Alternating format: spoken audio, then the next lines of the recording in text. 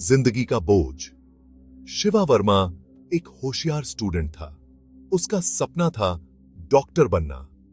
दिन रात पढ़ाई में डूबा रहता था, नीट की किताबों में घुसा रहता था, बस पास होना था।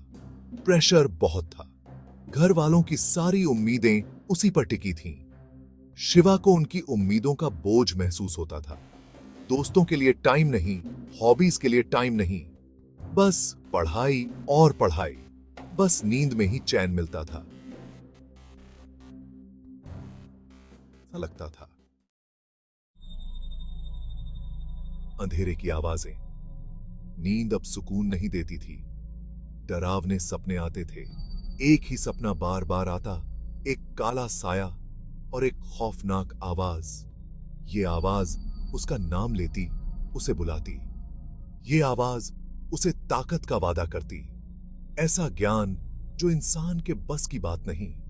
शिवा की नींद खुल जाती, बदन पसीने से तर, दिल जोर जोर से धड़कता।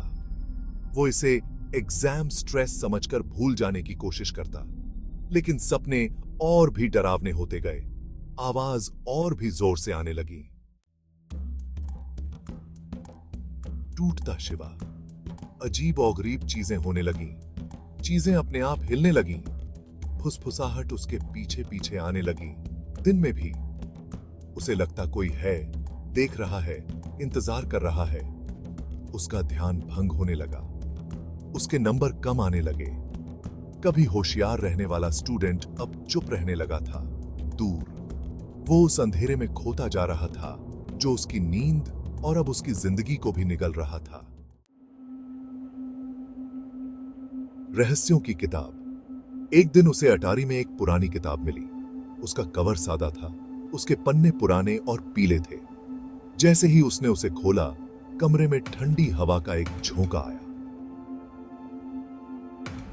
किताब अजीब से सिंबल्स से भरी थी, किसी अनजानी भाषा में लिखी हुई। और वो आवाज, उसके सपनों वाली आवाज, किताब के पन्नों से उससे बोली। इसने उसे जवाब और ताकत का वादा किया। उसे बस इसके निर्देशों का पालन करना था। पागलपन की ओर। शिवा किताब का दीवाना हो गया।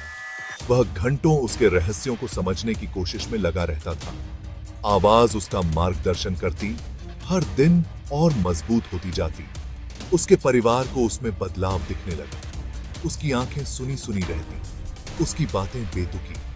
वह उन चीजों के बारे में बोलता जो उन्हें समझ में नहीं आती थी, ऐसी बातें जो उन्हें डरा देती थीं।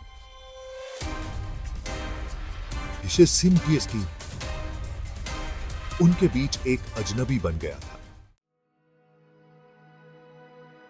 गायब। एक रात शिवा गायब हो गया। उसके माता पिता ने उसका कमरा खाली पाया। किताब गायब थी।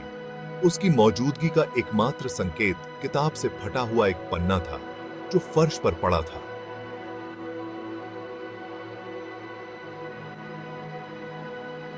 उन्हीं अजीब सिंबल से भरा हुआ था और सबसे नीचे कांपते हाथ से लिखा था, अनुष्ठान पूरा हुआ।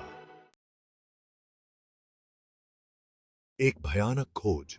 हफ्ते बाद उसका शरीर शहर के बाहर मिला। उसकी आंखें दहशत से फैली हुई थीं। उसका चेहरा एक खामोश चीख में जमा हुआ था।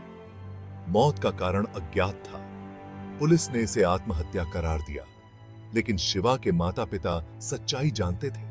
उनके बेटे को किसी भयानक चीज ने ले लिया था, कुछ ऐसा जो साए से फुसफुसाता था। सब खत्म नहीं हुआ। किताब कभी नहीं मिली, लेकिन शिवा की मौत के साथ ही यह दुस्वप्न खत्म नहीं हुआ।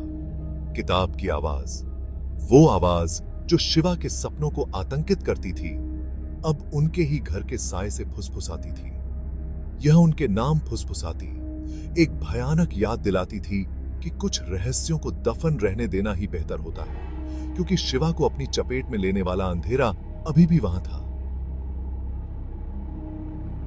ने अगले शिकारी ये कार की प्रतीक्षा कर रहा था।